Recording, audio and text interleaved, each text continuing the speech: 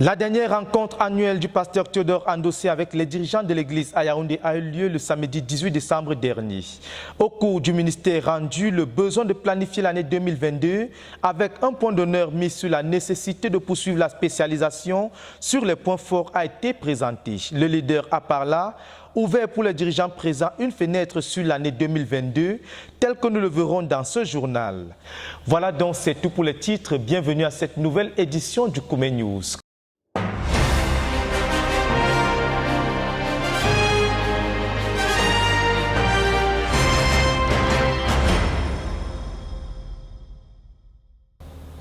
Un autre département qui est en train d'achever son but annuel, c'est l'Université mondiale de prière et de jeûne qui est en train de tenir en ce moment son dernier cours pour le compte de l'année 2021. C'est un cours spécial de 7 jours destiné aux ministres de prière dont 125 venus de différentes provinces spirituelles de la nation et de plusieurs autres nations sont réunis en Dumbi en ce moment au pied du Seigneur. Jacques Cotier nous en dit plus dans ce reportage.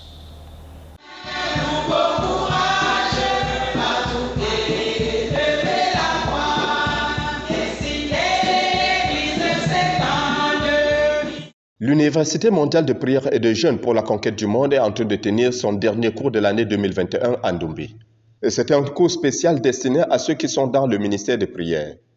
Ce troisième cours de la troisième année de la troisième promotion de 3 ans a commencé le 19 décembre et se poursuivra jusqu'au 26 décembre 2021. Environ 125 étudiants sont en train de suivre ce programme de 7 jours en présentiel venus de 14 provinces spirituelles de la nation, aussi de l'Italie, de la Côte d'Ivoire, du Royaume-Uni, du Gabon, de l'Allemagne, du Malawi, de la France, de la Guinée équatoriale et du Nigeria. Et cette rencontre est également en train d'être retransmise en direct sur AVC Online et vous pouvez l'écouter à partir de www.cmfiradio.org. Ces 7 jours dans la présence de Dieu sont coordonnés par la sœur Madeleine K. Le livre de ce programme spécial est sanctifié et consacré pour le ministère spirituel du professeur Zakaria Tane Fomom. Tous les étudiants à ce programme ont eu l'opportunité chacun de donner son témoignage de conversion.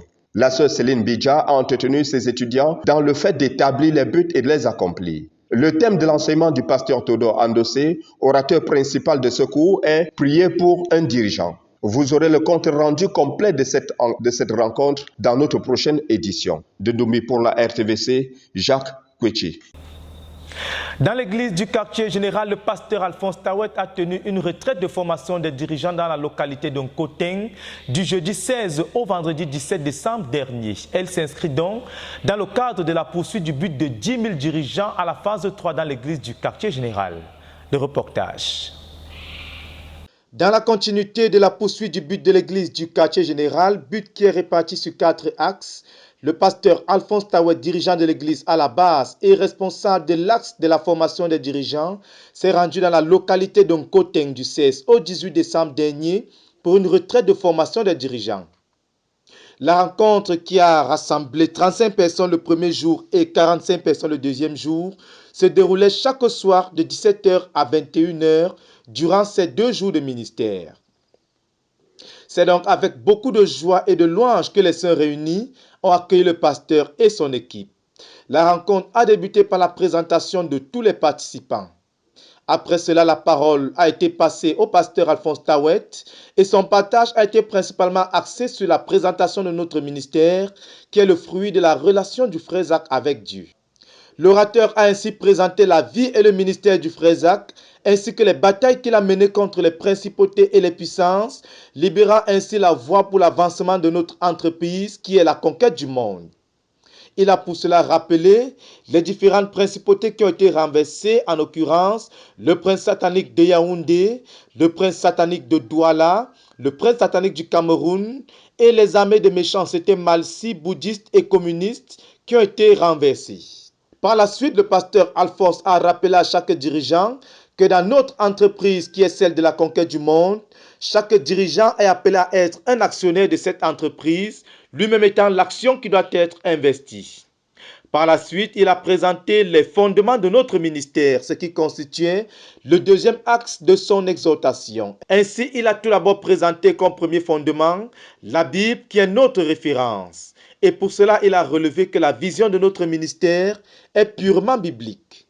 Démontrant cela à partir des Écritures, c'est dans les passages de Colossiens chapitre 1 verset 23 et de Matthieu chapitre 28 verset 19 à 20 que l'orateur a de long en large présenté la vision de notre ministère à partir des Écritures.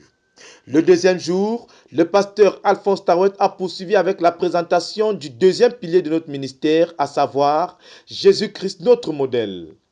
S'adressant à chaque dirigeant présent, il a relevé que de manière pratique, cela se ramène à toujours se poser la question, dans chaque situation, si c'était Jésus, qu'aurait-il fait?